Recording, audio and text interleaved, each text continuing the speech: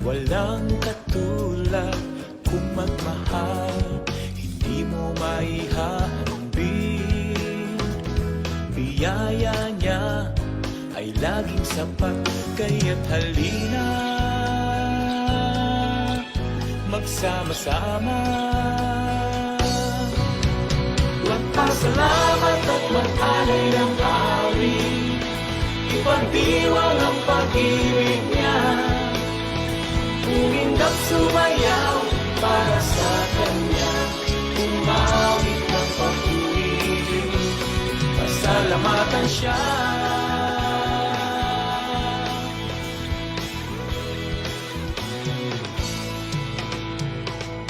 Iba't kay buti ni Jesus, makasalanan ay Kanyang tinubos, wala nang makapapantay sa Kanyang dakilang pagmamahal.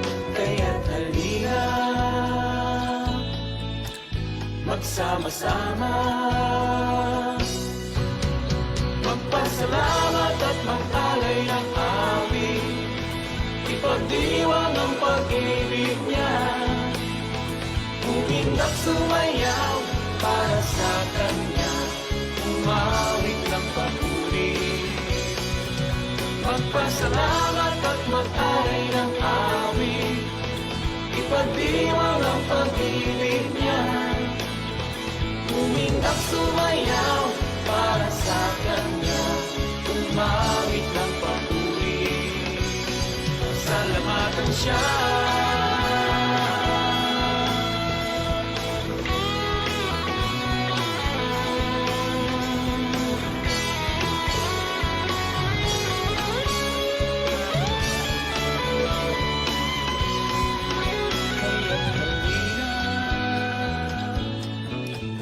Magsama-sama, kaya't halina magsama-sama, magpasalamat at mag-alay ng awit, ipagdiwang ang pag-ibig niya. Umindap sumayaw para sa Kanya, umawit ng papuri. Magpasalamat at mag-alay ng awit, ipagdiwang ang pag-ibig niya. Umindap sumayaw para sa Kanya, umawit ng papuri. Pasalamatan siya.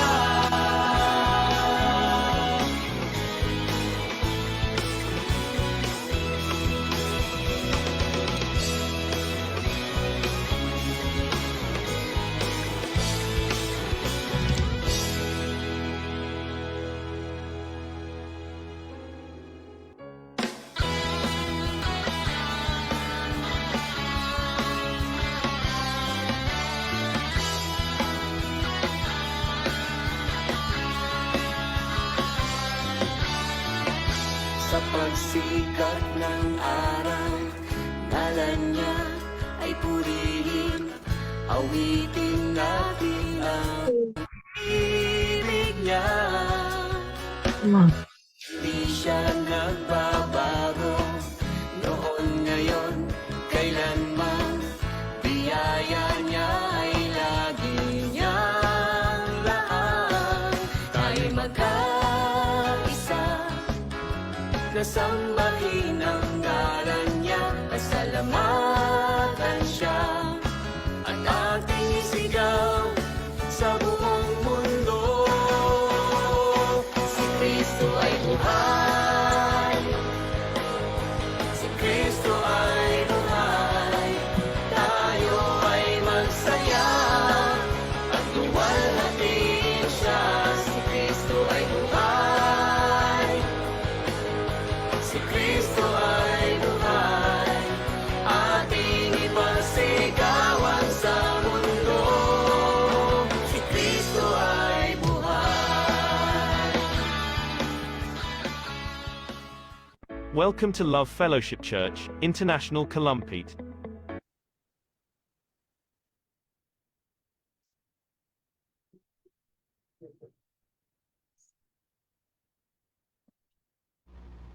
Hello, good evening, good evening. Ayan, okay. Ayun, wala pa niya iba. Filter ko sa kanila. Sandali ah. Good evening po, Pastor. Good evening, good evening. Sandali lang ah. Where are the rest?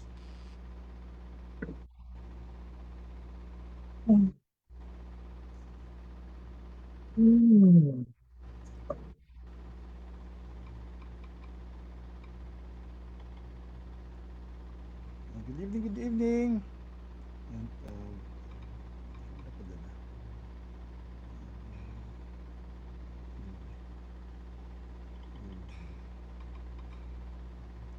Okay, so good evening, good evening. So let's pray.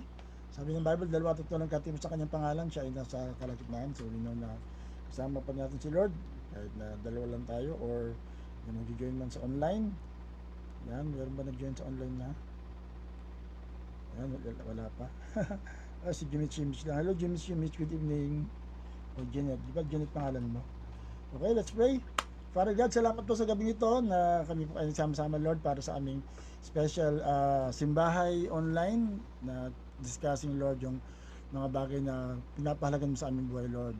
Kaya pagpalaan mo po ang aming session ngayon at marami po kami matutunan at marami pong maabot ang gawain ito sa pangalan ni Jesus. Amen and amen. Ayan, so before we continue, let's worship God. Tayo po ay magpuri sa Panginoon through these songs. Where are you? Ayan, sige lang. Ano?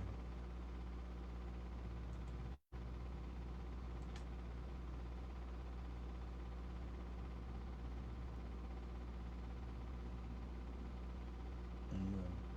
Awitin natin dahil Pasko na. Awitin natin ng Emmanuel. Ito yung isang magandang awitin na inawit natin last Sunday. Excuse me. Sorry. Natching. Awitin natin ng Emmanuel.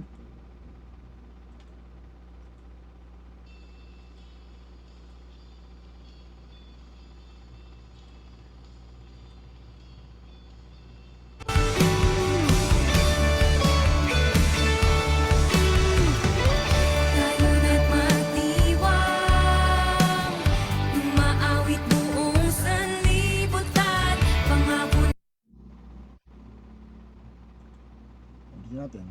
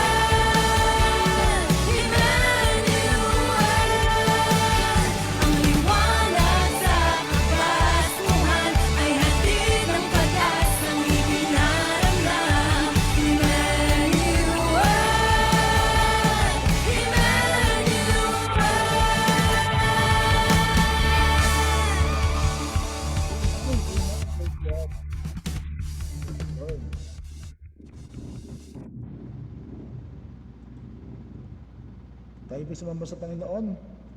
Yan, awitin po natin ang natagpuan. Also of Hope Music. Praise God.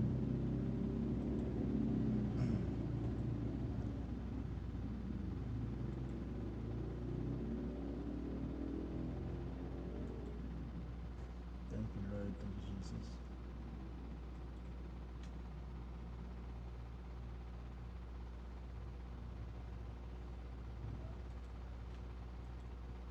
Amen. Tayo sumama sa Panginoon natagpuan. Sa akin mga paboritong worship song na Tagalog. Thank you, Lord.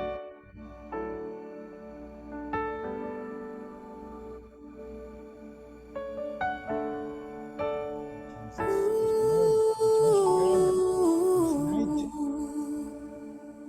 Ang tinig mo ay aking hanap-hanap. Sa gitna ng bawat takot at paghihirap, sa kabila ng aking pagkukulang, katapatan mo, O Diyos, tanging laan. Sa puso at damdamin, ika'y mananatili. Walang hanggan ang alay mong pag-ibig. Natagpuan ang iyong pag-ibig na dakila. Doon sa krus ako'y iyong pinalaya. Jesus, ako'y aawit ng walang hanggang pagpupuri. Ang puso ko'y sa'yo iaalay.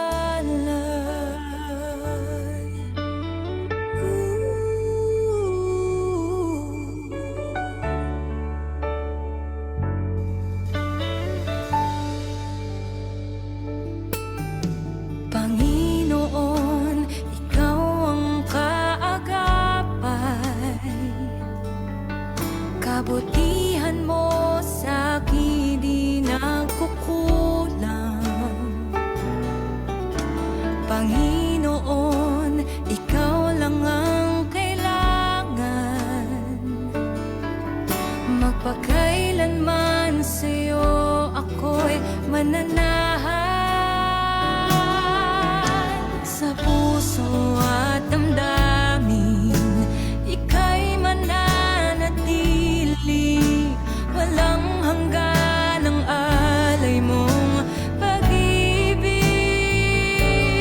Natagpuan ang iyong pag-ibig na dakila. Doon sa krus ako'y iyong pinalaya. Jesus, ako'y aawit ng walang hanggang pagpupuri. Ang puso ko'y sa'yo iaalay.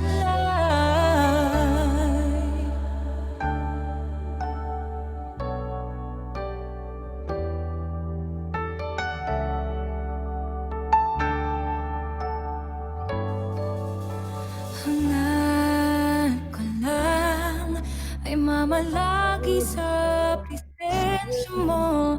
Natagpuan, ako'y binago ng pag-ibig mo. Hangad ko lang ay mamalagi sa presensya mo. Luwalhatiin ang pangalan mo. Hangad ko'y ikaw, O Diyos. Hangad ko lang ay mamalagi sa presensya mo. Natagpuan,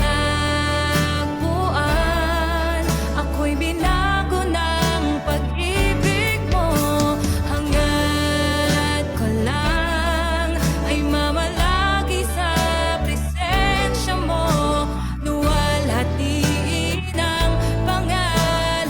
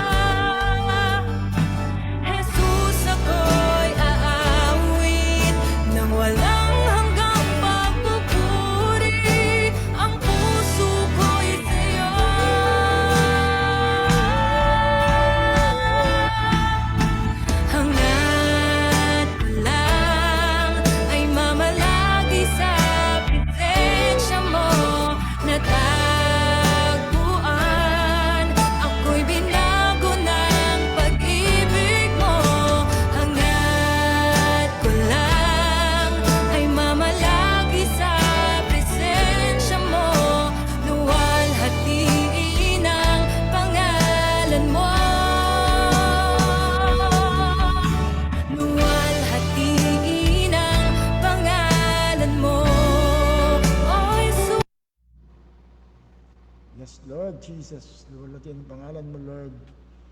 Amen, amen. Thank you, Jesus. Luwalhatiin ang pangalan mo.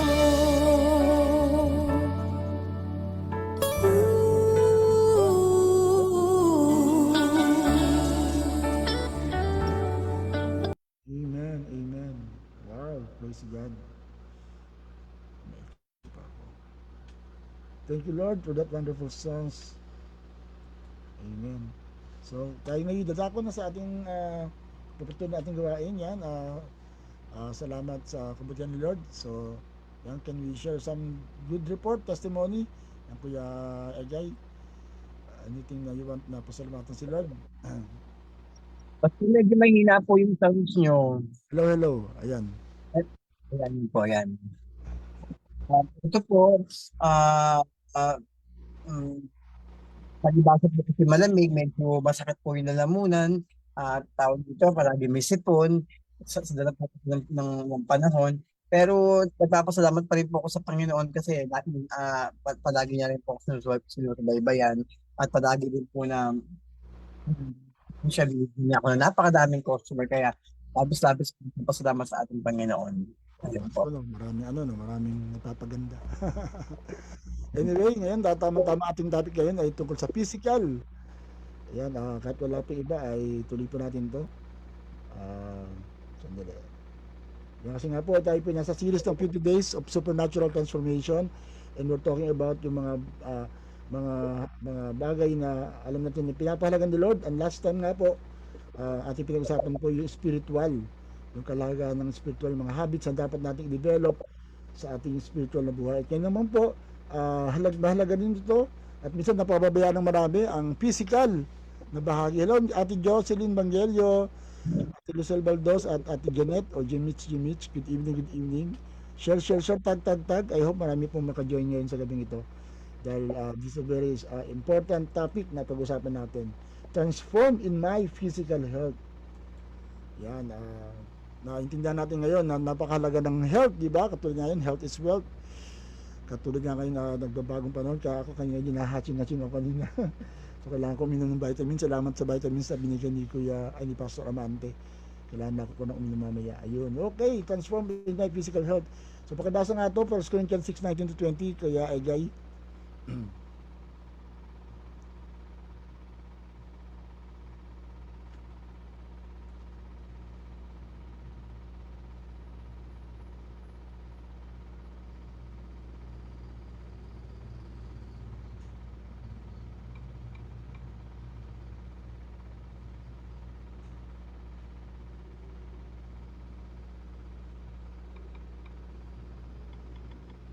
1 Corinthians 6:19-20.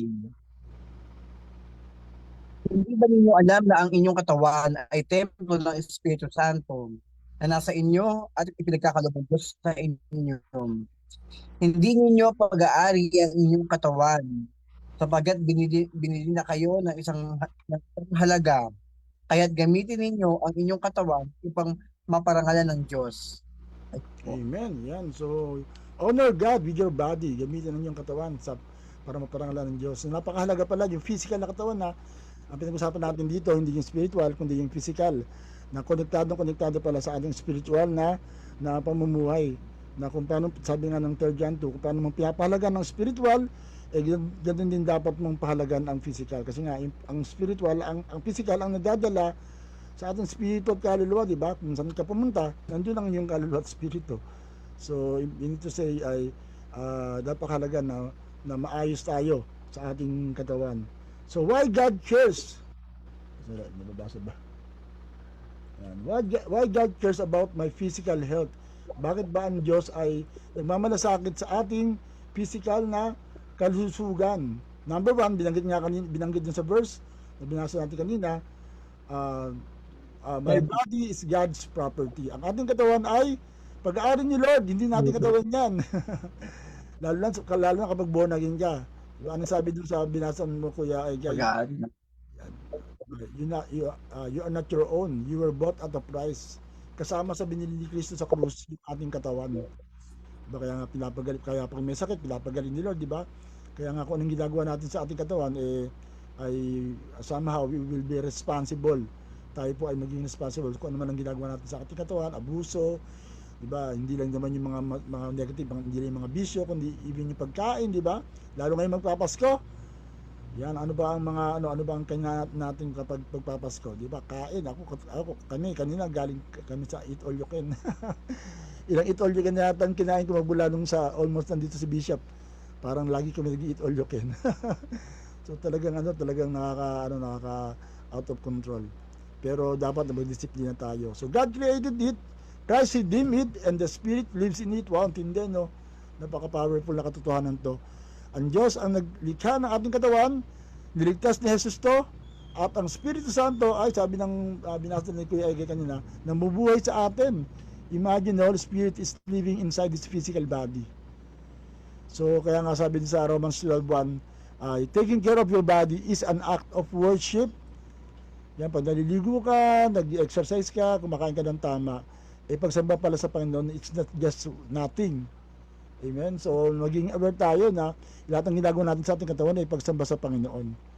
Dahil nga ito ay gawain, bigyan ng Panginoon sa atin. So my body is God's property. Number 2, yan. Number 2, my body affects my spiritual life. Yan. So ikaw, Kuya Egay, paano naapektuhan ng physical mo yung spiritual na buhay? Sa palagay mo?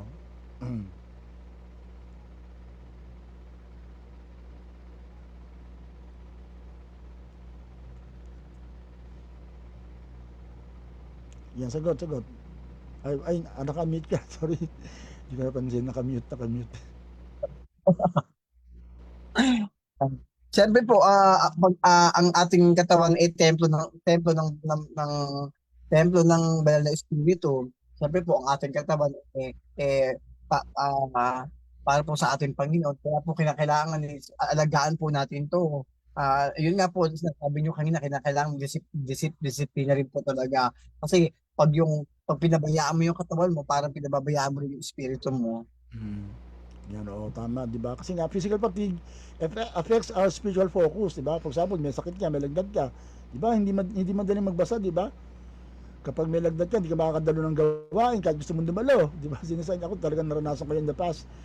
Talagang anniversary pa man din, nagkasakit ako ng sobra, talagang kasong patindi, ubo, lagdat, sipot, talagang grabe, 3 linggo yata ako, almost a month na ako'y natigil.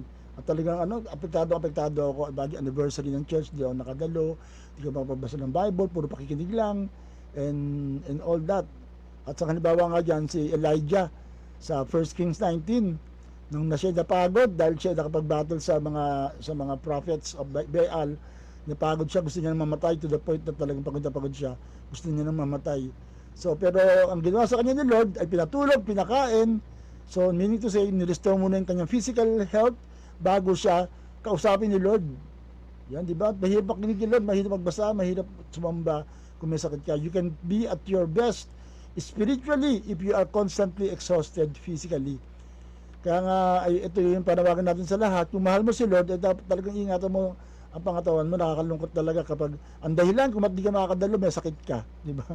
Parang bisa di ba? Parang sa mo nakakalungkot 'yun, di ba? Ba't ka hindi nakadalo? Kasi may sakit ako eh. Parang namang si Lord ay hindi nagpapagaling ng may sakit. So meaning to say, we need to push ourselves na talagang dapat maging healthy tayo para magbigay karangalan nga sa Panginoon, because our body affects our spiritual life. Number 3, my body, ang ating katawan, is a tool o kagamitan ni Lord for God's purpose, di ba? Ang pupunta sa church, ang maglilingkod, ang mag-a-usher, ang aawit, ang may gagawa ng bagay sa Panginoon ay yung katawan natin mismo, hindi ba espiritu, di ba? Hindi ka na pwedeng kumanta sa espiritu lang. Yan, pakibasa Romans 12:1.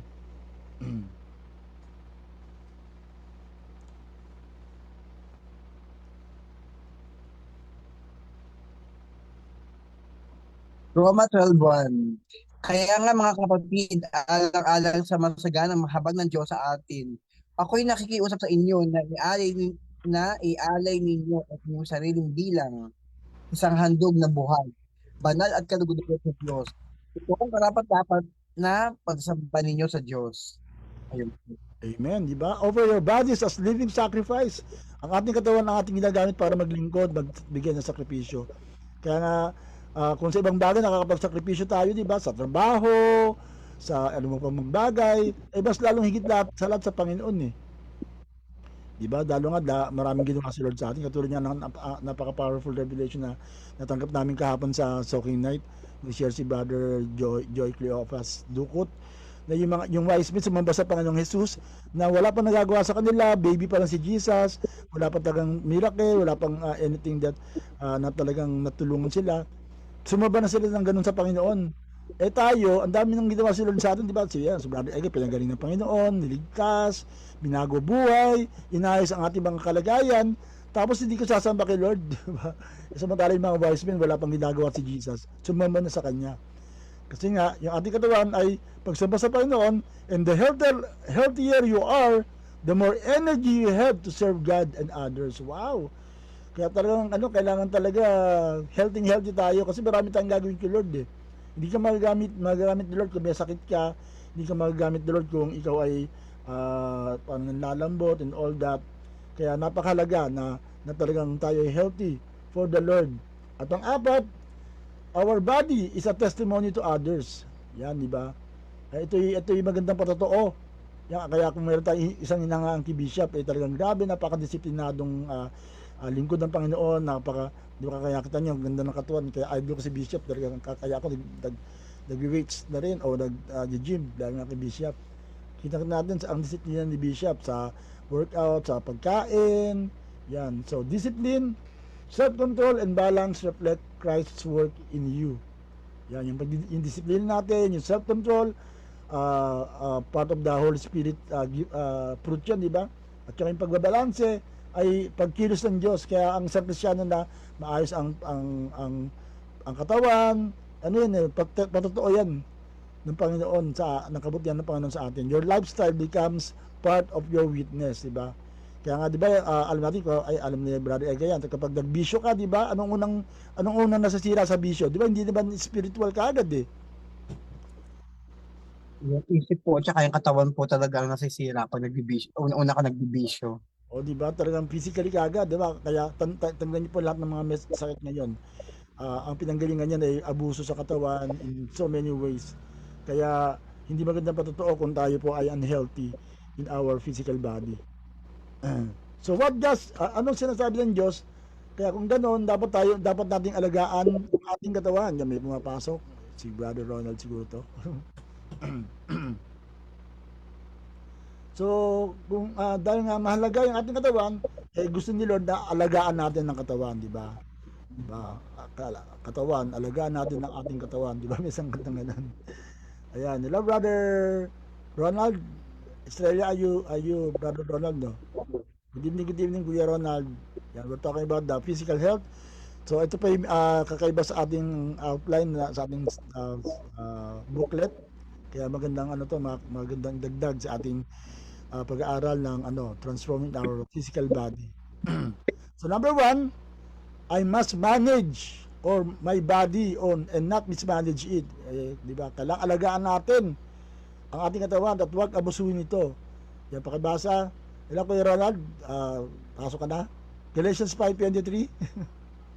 Galatians.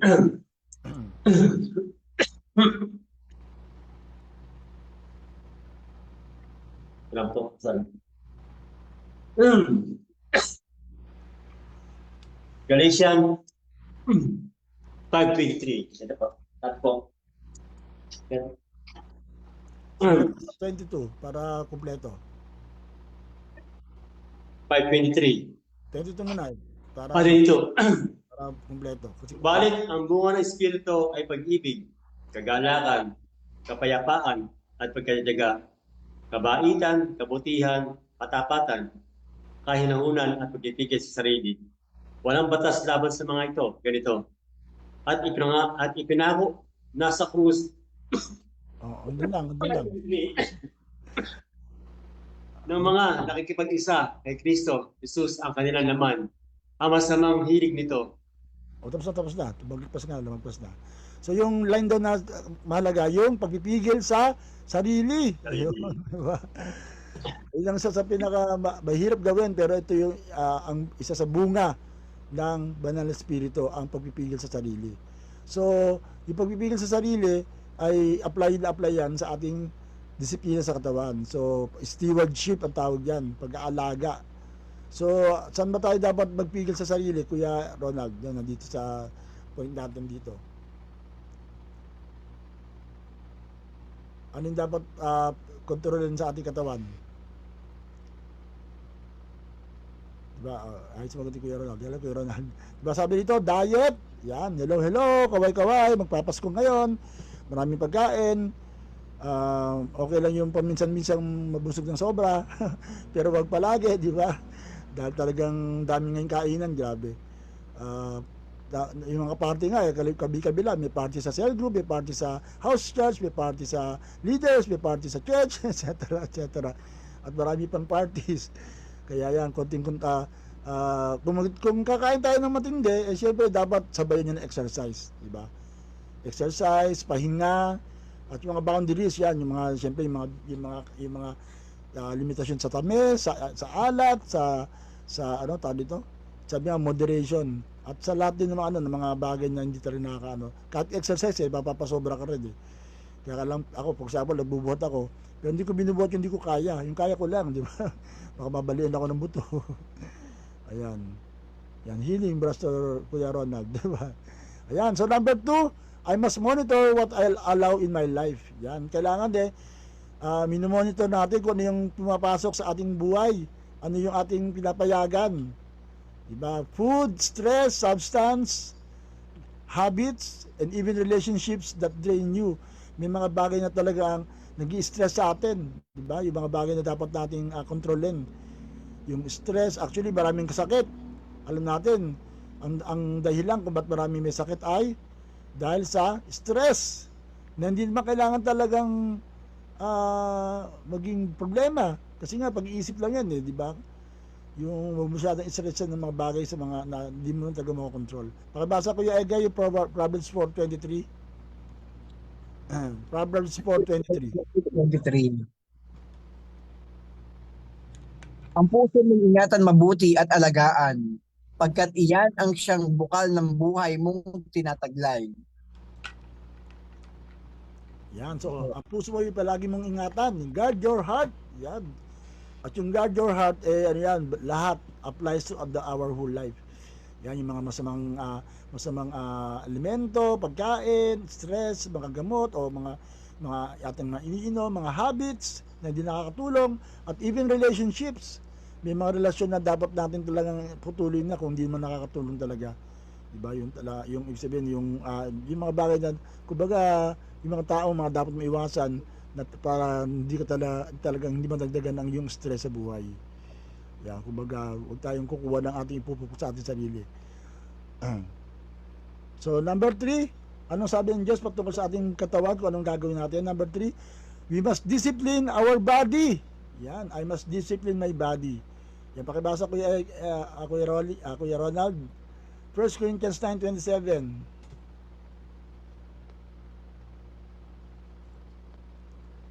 Unmute. Unang Korinto 9:27. Hello, wala natin tayong kasama sa FB Live, pero okay lang. May makikinig dyan later on. We believe, may nag-i-react naman pala. At hindi pumapasok. 9:27. Yan po, Pastor. Subalit, pinahihirapan ko ang aking katawan at sinusupil ito upang sa gayoy hindi ako maalis sa paligsahan pagkatapos kong mangaral sa iba. Ayan. So, ano sabi doon? Subalit, pinahihirapan ko ang aking katawan at sinusupil ito upang sa gayoy hindi ako maalis sa paligsahan sa pagkatapos kong mangaral sa iba. Yan. So, hindi magandang ginamit na term, pinapahirapan, no? Pero ang term doon talaga, dinidisiplina, di ba? Dinidisiplina. Yan, yung na dapat natin ginagawa talaga. Spiritual maturity ay kasama din yung pagdidisiplina, physical discipline. Diba? Kaya nga ngayon SEA Games pa lang ngayon at alam natin yung mga pinadala ron, yung mga taong may disiplina. Kaya nga kaya nga sa totoo lang ang isang Kristiyano na atleta, maganda ang Christian life niya kasi alam niya yung susi ng Christian ng growth disiplina. Alam niya yung kung paano talaga ikaw lalago. Kung disiplinado ka sa iyong buhay.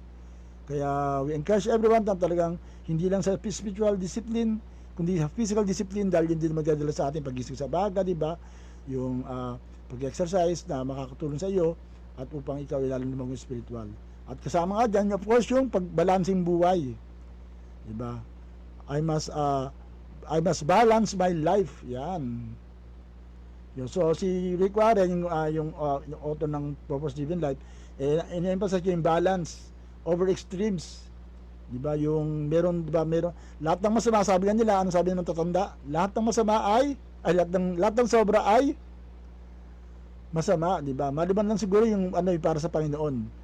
Kahit na magpas ka, di ka man tagalalagpas. Pero yung pagkain, 'di ba? Yung pagtulog, yung pagtatrabaho, sobrang trabaho, hindi rin maganda yan. Doon overeating, overworking, yan. So, merong rest.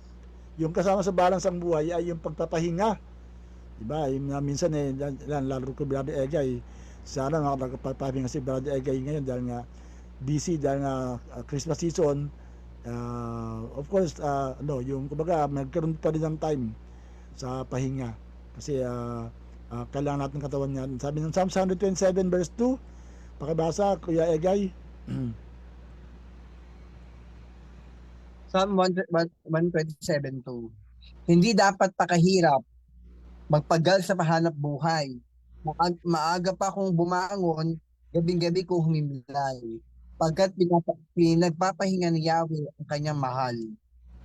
Wow, yun. Kailangan po. Pinagpapahinga ni Lord ang kanyang mga mahal. Ba yung tulog? Alam niyo ba yung tulog? Kapag kayo nakatulog basta nakatulog kayo, ibig sabihin na mahal kayo ni Lord. Kasi di ba yung katawan natin, isipin niyo kung wala kang tulog. Di ba? Talagang hirap nun, di ba? Na talagang bago groggy ka and all that. Kaya nga kapag usapan ako pag inaantok na talaga ako, ayoko nang pilitin sa dito ko na may ginagawa ako. Tulog muna ako, sabi ng katawan ko matulog na ako eh. Kasi nga di ba meron tayong term na kapag tayo inaantok na, sinisingil na tayo ng ating katawan dahil hindi mo natin pinagpapahinga. Kahit na kahit na wala sa oras ay nakakatulog ka kasi nga mayroong mga time na dapat tulog ka, gising ka. So babawiin ng katawan natin 'yan para siya ay makapagpatuloy pa rin sa mundong ito. So we must balance our life. Amen. As part ng disiplina. Wala yata yung panglima. Ayun. So so ngayon, pag-usapan natin how to improve our physical health God's way. Yan. So number 1, 5 bagay ito. Number 1, refuel my body with healthy food. Yan, refuel. So kung tayo makakain ay dapat healthy food. Yan, sa Paskong ito ba, ano bang healthy food? Kuya Ronald, ano bang healthy food? Unmute. Yes, Pastor. Mga gulay po, vegetable. Yung gulay, di Na ba? na may halong chicken. Wala yung chicken Pero sa to lang talaga talaga nakakatuksod, di ba? Ang daming matamis ngayon, ang daming talagang mamantika. Katulad niya, galing kami sa El Chondrico. Ako sa to lang ilang araw na akong lagi akong makain sa Eat All You Can. Kanina talagang hindi ko na talagang matake. Talagang parang sinasabi ng katawan ko, ayoko na. Naka-isang round lang ako. Usually kapag nasa Eat All You Can ako, naka 2 rounds ako . Kanina naka-isang round lang ako. Parang hindi ko na kaya. Hindi, basta nag-ano ka naman nag-gym ka naman Kahit paano na-burn out yung kinakain mo. Kaya nga. Pero ito, alam natin yung story nito, mahaba to, pero sige, basahin nyo ito, maganda kasi ito Pakibasa Kuya Ronald, kaya mo basa. Ay, Kuya Egay. Daniel 1:8-16.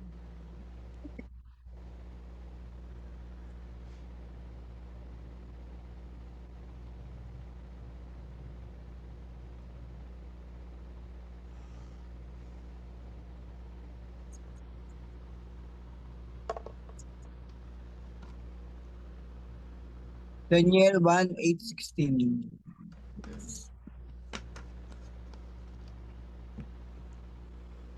Ngunit ipinasya ni Daniel na hindi niya durungisan ang kanyang sarili sa pamamagitan ng mga pagkain at alak na galing sa hari. Kaya ipinakiusap niya kay Aspenas na huwag silang pakainin at painumin ng mga iyon.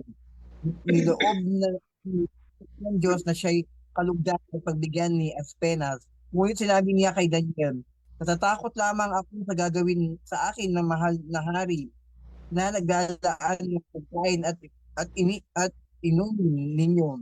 Kapag nakita niyang mas mahina kayo kaysa ibang mga kabataan na kasing edad ninyo, tiyak na papabugutan niya kayo ng ulo. Dahil dito lumapit si Daniel sa bantay at pinagkatiwala ni Aspenas na mangalaga sa kanya at sa tatlo niyang kaibigan.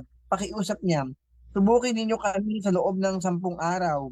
Gulay lang at tubig ang ibigay ninyo sa amin. Pagkatapos, ibambing ninyo kami sa mga kasidad namin na pinapakain ninyo ng pagkain bigay ng hari at gawin nito sa amin ang nararapat. Sinubok nga sila sa loob ng 10 araw at pagkalipas ng 10 araw, nakitang mas malulusog at malalakas sila kaysa mga kasidad nilang pinakain ng pagkain galing sa hari. Kaya gulay at tubig na lang ang binigay sa kanila sa halip na pagkain at inuming galing sa hari. Yun po. Grabe, no? 10 times better, sabi ng English. Ang kinain nila gulay at inumin lang, tubig lang. Ang inoffer ng hari sa kanya, mga king's food, mga baboy yung lechon, tapos wine, alak. Pero ang sinabi ni Daniel at ng tatlong niyang kaibigan, kakain lang kami na ng gulay, di ba? Kaya gulay is the key talaga. Ang problema, mahal daw ang gulay ngayon, pero yun pa rin talaga kailangan, di ba? Kumain tayo ng tama. Kaya refuel our body with healthy food. So pangalawa, kasama ng ating improvement sa kalusugan ay pagpapahinga. Refresh our body with proper rest. Yung pahinga, galing sa Diyos yan eh. Diba alam naman natin ng Diyos hindi napapagod, pero siya mismo nag-set ng example ng magpahinga. Alam natin yung creation story, sabi ng Bible, 6 days siya nagtrabaho, nilikha niya ang lahat, pero on the 7th day nagpahinga ang Diyos. Kung ang Diyos ay nagpahinga, wala tayong dahilan para hindi magpahinga. Kasi nga, tayo ay mas kailangan ng pahinga. So rest, restore, Sabbath is God's idea o pagpapahinga. Yan, kaya kahit mga kapastor, meron kaming rest day. Usually Monday, kaya lang ngayon nandiyan si Bishop lately, hindi rin kami napapahinga ng Monday eh. So kaya ako ngayon at talaga I want to pace myself. Tomorrow nga medyo magpapahinga, mag-unwind ako bukas. Sinabi Ayan, para kailangan talaga natin 'yan, di ba? If you want to go a long way, kailangan talagang meron tayong rest and recreation. Kaya nga tawag doon sa recreation, nare-recreate ka. So rest restores perspective, emotions, and energy. Kaya nga ako may balak ako I hope mapagbigyan ako na sa pagpasok ng bagong taon baka pagbakasyon kahit isang linggo, di ba? Somewhere, yung out there, yung talaga yung tawag doon? Ang tawag nila? Yung hanapin ng soul searching. Ganun kasi may nabataan ako mga kabataan na magso-soul searching na magbabakasyon somewhere. So magandang idea yata yun So we need a break, every one of us. Yan, kailangan natin yan na magkaroon ng break sa ating kabalahan sa buhay, lalo ngayong Paskong super busy. So number 3, renew my body through regular movement. Yan, galaw-galaw. Ano sabi ni Mark Logan? Galaw-galaw para hindi yung word? Galaw-galaw para hindi ma-stroke, di ba? Uso-uso ngayon ng stroke, grabe. Alam natin pastor kaya medyo talagang naging dahilan ng kanyang pagpanaw. Of course, ginamit ni Lord yun, talagang kalawan ni Lord na siya, nasa langit na. Pero alam natin na somehow ang naging source din talaga ng hindi man kasi maingat si Pastor sa pagkain eh. Talagang ano siya, active din naman siya. Minsan nga kasama ko pa siya sa gym eh. Pero ang probably na talaga medyo nakaano sa kanya yung stress talaga eh. Mga stress related. Sa ministry talaga isa yan sa na dapat natin binabantayan. Ako isa yan sa binabantayan ko yung stress, yung sama ng loob, di ba? Yung mga tao na na parang mahirap pakasamahan and all that. Pero kaya isang outlet ko exercise talaga.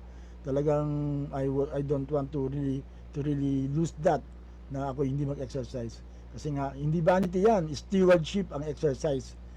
Kaya kailangan konting stretching, di ba? Konting galaw-galaw dahil every simple daily movement honors God. Lahat ng ginagawa natin, imagine pati pala pag-gym ko, nagpaparangal sa Panginoon. In fact, sa gym, doon ako nakakapakinig kay Lord kasi nakikinig ako lagi, naka-headset ako. Mas marami ako nare-receive na revelation.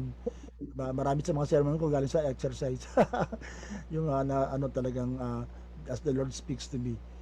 Yun, so exercise, amen. Sa mga nandiyan po na nakapakinig nito, I hope ipaprioritize nyo pa rin ang pag-exercise sa ating buhay. And then release stress. Yan, ang kalaban ng lahat, stress. Sino sa inyo ang nasa S4 na? Nagpasa sa stress. Release stress through prayer and trust. Yan. Dahil most sickness is stress related. Lahat ng maraming kasakit talaga dahil sa isip. Yan, dahil sa stress. Kaya magbawas-bawas. Ano dapat natin gawin? Manalangin at magtiwala sa Diyos. Pakibasa po yung Ronald. Philippians 4:6-7.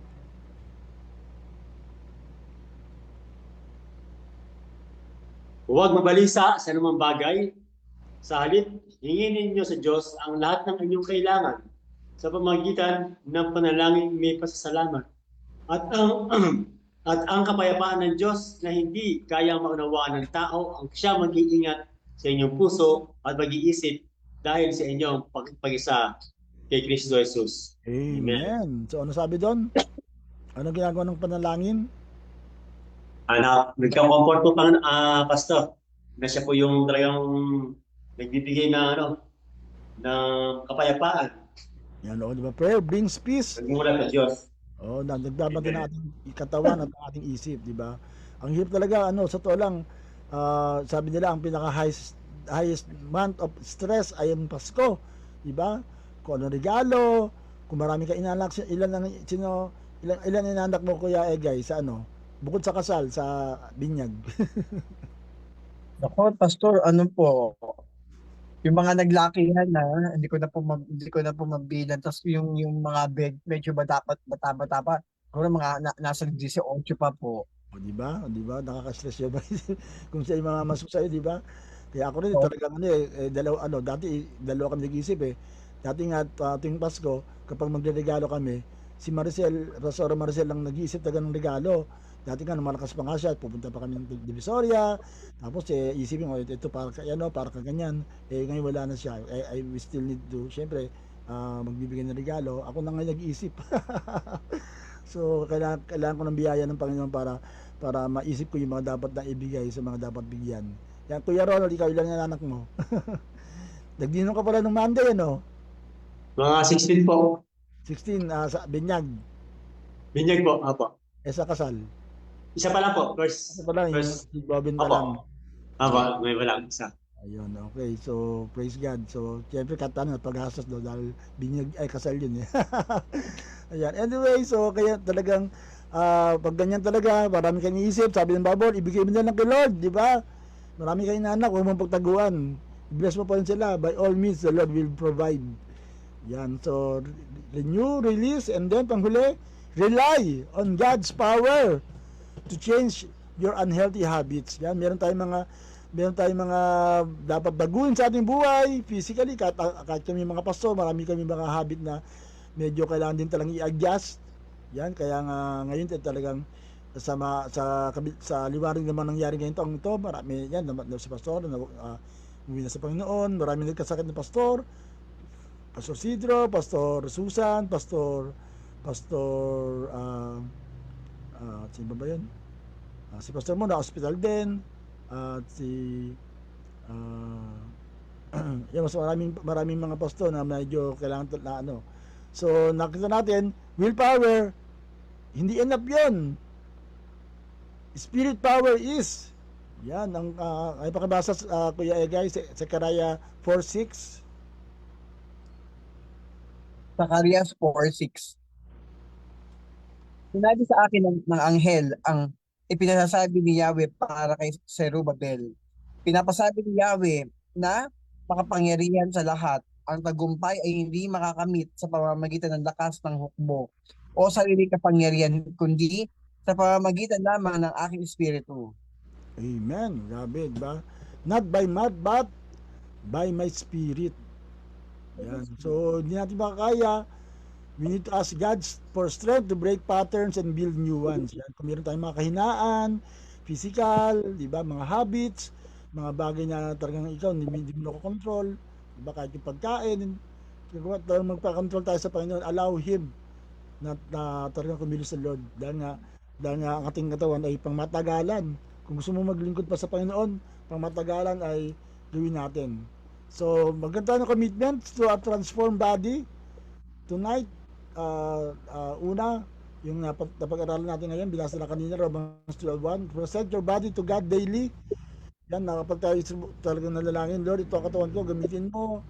Tapos, pangalawa, make small, consistent changes rather than dramatic ones, diba? Hindi talaga nababago. For example, iba kayo yung mga tanungin niyo yung mga alis ng bisyo, diba? Paninigarilyo, for example, diba, Kuya Ronald, dati ba naninigarilyo ka? Ano po, Pastor? Dati naninigarilyo ka dati? Opo, naninigarilyo tsaka puminom. Opo. Di ba? Kadalasan, di ba talaga biglang-bigla, di ba? Marami nga ako lalang born again eh. Born again na, ano pa eh, may bishop eh. Kasi nga, kadalasan, hindi man bigla, pero pwedeng dahan-dahan. Opo. Small, Saka po dahan-dahan po. di ba, dahan-dahan kasi mawala ng tagang lubusan. Yan, small, consistent changes, mga habits, di ba? Kahit sa pagkain. Di ba, kung nagda-diet ka, hindi mo kayang bigla kang hindi kakain ng marami, eh dahan-dahan, di ba, kung dating 5 cups, bukas 4 na lang, di ba? Hanggang maging 3, maging 2, hanggang maging 1. Eh ngayong Pasko, maintindihan kung kakain ng marami, pero dapat nga palitan kagad ng exercise. Yan. Pangatlo, ask the Holy Spirit for self-control. Yan, talagang katulad na binasa kanina ni Brother Egay, na ang Espiritu Santo ang Espiritu Santo ang tutulong sa atin para tayo po ay magtagumpay sa lahat ng kahinaan na yan. At ito mahalaga, pang-apat, partner with others for accountability. Yan, kapag yung ibig sabihin merong kokonect sa iyo, diba, siyempre kapag may asawa ka, yung asawa mo na yung kapartner mo na, diba, for example, Pastor Maricel, siya yung tagapigil ko rin pag kumakain ako eh, di ba? Sobra na yan. Isang kanin lang, talagang ngayon wala na siya, kaya kailangan talaga mag-self-discipline ako. Di ba? Yung talagang, ayan, Francis Pirado Ronald, di ba? Bantayan kayo mag-asawa, di ba? Bawal yan. Yan si Brother Egay, siguro mga kaibigan, na talagang, pag nakita ng may mga sobrang lalo ngayong Pasko, maraming kainan at maraming mga party. Ayan, let's be yung tayo ay makinig sa voice of reason at sa mga tao sa paligid natin. At lalong higit sa lahat sa Diyos na siyang tutulong sa atin para tayo makapag-control ng ating buhay. Amen. Praise the Lord. So before we go, let's have our takeaway sa ang kahalaga ng physical na kalusugan, yung physical health na kung paano pinahalaga ng Diyos ay pahalagan din natin. Yan. Brother Egay, ano ang natutunan mo sa gabing ito? Ang mga sabi ko po ang pakatandaan po natin ng katawan po natin katawan po ng banal na espiritu, pag-aari po ng ating Panginoon ng ating katawan. Ngayon po napakahirap pong gawin na disiplinahin na number one sa pagkain. Di po ba? Alam naman po natin magiging kahihinat, kumakain tayo ng sobra-sobra. Lahat po ng sobra eh hindi maganda, nagdudulot po ng pagkakasakit sa ating katawan. Pati ang ating espiritu ay manghihina din. Palakasin po natin ang ating puso at isipan, ang ating katawan sa pamamagitan po ng pagsamba tuwing linggo. Ang linggo po ay araw ng pamamahinga. Yun po talaga ang para sa ating Panginoon. Kaya wag po natin ipagpaliban, lalo po may ganyan, may okasyon. Number one pa rin po na i-prioritize natin tuwing linggo ang ating Panginoon. Kasi siya nagbibigay ng lakas po sa atin. Siya nagbibigay po ng mga magiging aginaldo natin sa Paskong to. Tsaka itong mga panahon na to marami po talaga ang mangyayari. Kaya ingat lang po tayo pagdating po sa pagkain. Amen. Yan. Okay, Kuya Ronald. So, amen. Po, basta, sabi nga po sa salita ng Diyos, ang ating katawan ay templo ng Diyos, kaya dapat ingatan yung alam natin na makakasira na mga bagay o mga pagkain o bisyo, dapat po talagang iwasan o itigil upang sa ganun kasi ikaw din magkasuffer na alam mo masama yun, sakit ang aabutin mo katulad ng paninigarilyo. Talaga pong nasasaksihan ko sa mga kamag-anak, sa mga tiyuhin ko na gusto mong huminga pero hindi ka makahinga dahil kailangan pa ng oxygen para ka makamahinga. Dito, libre ang hangin, oxygen na makakahinga ka na maayos. Kaya yun, talagang alam mong magsasuffer, alam mong may mga consequence na ginagawa mo. Masarap. Sabi nila, masarap daw, pero hindi naman talaga Talagang nakakahilo pag ikaw ang nagninigarilyo, nakakahilo. Tapos pag uminom, talagang sakit abutin mo. Naman, sa bituka o tawag ito, o liver. Kaya yun, kaya talaga iwasan na talaga. O talagang ihinto na. Kung ikaw man o may bisyo o anumang masamang substance na ginagamit mo o ginagawa mo. Kaya yun, talagang kailangan din talaga natin na patuloy tayong manalangin. Sabi nga po din, ang panalangin ay talagang naroon, yung naano mo yung kapayapaan ng Diyos na nagmumula sa Diyos. Iyong makakamtan dahil ikaw ay lumalapit sa Kanya. At andun, yung sinusuko mo yung sarili na alam mong pag nasa Kanya ka ay mayroong pagbabago. May magbabago at patuloy na nagpapabago. Amen. Praise God. Yan. So, kaya nga sa inilan nating lesson na nawa ay patuloy tayong mapalalahanan niya. Ang ating katawan ay para sa Panginoon. Yan, hindi para sa ano pa mang lapitan ng laman o gawa ng kaaway. It is for the Lord. Kaya gamitin natin ito para sa Panginoon. Maglingkod tayo. Talagang ingatan natin ang ating katawan at magbigay kaluwalhatian sa bawat bahagi sa anumang ginagawa natin sa araw-araw. Maluwalhati ang Panginoon even to our body. Amen. So let's pray. Nawa kung meron tayong sakit, pagaling tayo ng Panginoon. Yan, si Brother Ege galing din para sa tarangkaso. Si Kuya Ronald din, di ba? Galing din sa tarangkaso, di ba? O ubo. Yan, meron pa. In Jesus' name. Napagod kayo maghapon. Ano oras kayo umuwi kanina? Po, maaga po, alas 2. Hindi ko na napigil hindi ko na withdraw yung sinabi ko kay Brother Fabi na meron kami gawain mamaya sa Dalicia, yung simbahay. Okay pa ako pero bandang hapon sumama ang katawa ko Yung sipong ko ayaw tumigil na pagtulo Pero nakaya naman, thank you Lord, sa biyaya ng Panginoon natapos din naman napuntahan namin. Okay, wala si Brother Fabi ngayon. Ba't nga ako wala? Nagot ako wala Ha?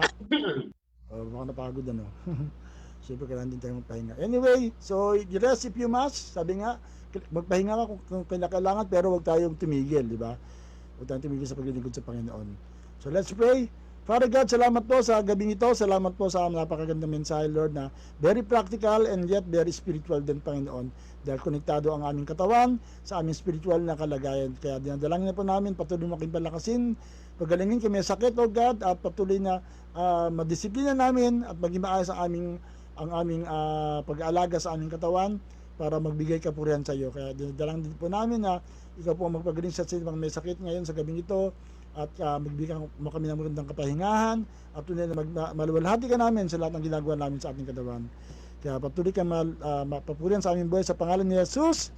Amen and amen. Praise God. Yan, praise the Lord. Palakpakan tayo. Yan. Yan, God bless you. God bless you. See you tomorrow sa ating Every Gising is a Blessing. At yan, meron tayong 9 days of Supernatural Christmas. Merong early gising, alas 5 ng madaling araw, starting December 16. Kung gusto nyo mag-join, para meron tayong sambang umaga sa madaling araw. And then sa gabi-gabi, may gawain po, pero iba-ibang lugar po yun.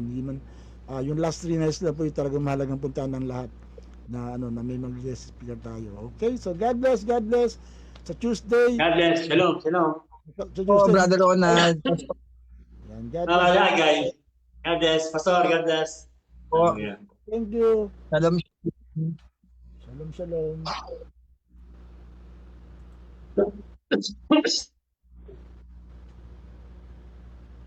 Always remember that you are greatly blessed, highly favored and deeply loved by God. We hope to see you again on the following online services. Sunday celebration. First service, 7 a.m. to 9 a.m.